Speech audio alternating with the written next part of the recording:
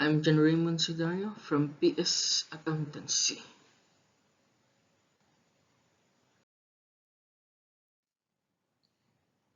So first, I will ask you a question.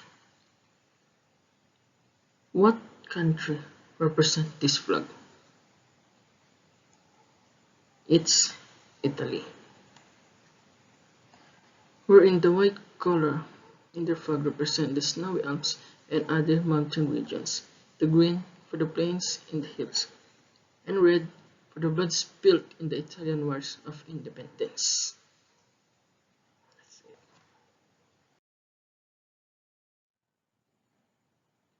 Italy is a country of South Central Europe, occupying a peninsula that just dips into the Mediterranean Sea. Italy comprises some of the most varied and scenic landscape on Earth, and is often described as a country shaped like a book. At its broad top stand the Alps, which are among the world's most rugged mountains. And now let's proceed to our main topic, and before that, let me define first communication. Communication brings people together and close to each other, and it bridges the gap between individuals and groups through flow of information and understanding between them.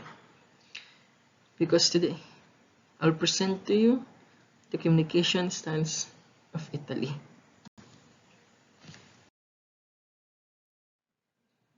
Let's start first with the verbal communication.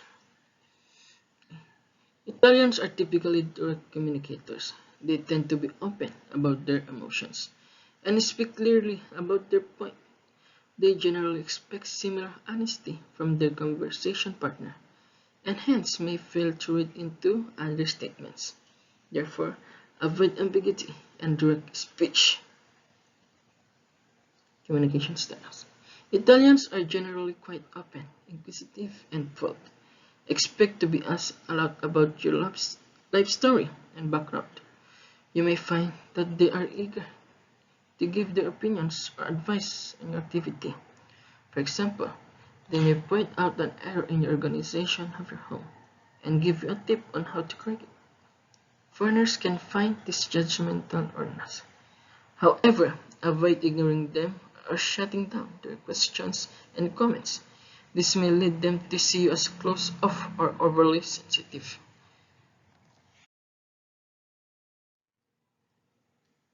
Silence. Italians can grow uncomfortable with prolonged periods of silence and may naturally speak to fill it. Raise voice. Italians may speak in loud voice to make themselves hear over one another. A raised voice is not necessarily a sign of anger, but can be an expression of excitement or conviction. You may find people talk over one another in order to hear.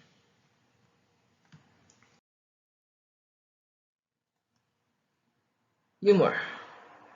Italians often enjoy joking throughout conversation to lighten the mood. Having humor in one's voice can allow people to speak their mind quite openly. Be aware that their humor can be quite cynical, making fun of sensitive topics. They can also be quite self-deprecating, ironic, and sarcastic. Expect them to mock one another and slip sarcasm or double meanings into any topic of conversation. Online communication. Consider that some Italians may find online communication to be an impersonal form of interaction or a lazy way of maintaining a relationship. The older generation, in particular, may limit its use to helping organize further face-to-face interaction. This does not apply to the younger generations that are more involved in the digital world. So next is nonverbal communication. Personal space. Italians generally keep a close proximity to one another, sometimes standing less than a meter away from the person they're talking to. While this distinction is not always noticeable, they may think you are avoiding them if you move farther away from what they are considered to be normal. Next is physical contact. Italians are generally talkative people and quite affectionate. It is common to see hugging, kissing, backslapping, and hand holding in public. People may touch their conversation partner to show their engagement in the discussion. For example, touching their arm when pointing something up. Friends may also walk arm in arm in public. Okay. Eye contact. Direct eye contact is expected and held during conversations. In some places in Italy, people may inadvertently stare out of curiosity. However, be aware that staring is generally considered rude and can also represent an act of defiance if a person of low social status stares at someone higher than them. Next is expression. Italians are naturally more expressive in their tone of voice, facial expression, and body language, often motioning with the hands to emphasize their point. This can sometimes seem theatrical.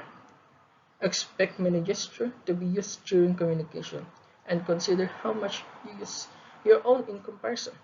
Newly migrated Italians can often interpret Australian body language to be stiff and reserved. Okay, gestures. To rub one thumbs against the finger indicates money, just like this. People may acknowledge the cleverness of another person by pulling down the bottom eyelid with a finger. And people can gesture no by jerking their head upwards. Be aware, this can look similar to a nod. And last is counting. Italians start counting with their thumb instead of their index finger. Just like this. One, two, three. And this thumb represents one.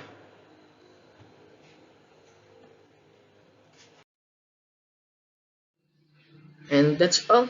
Thank you.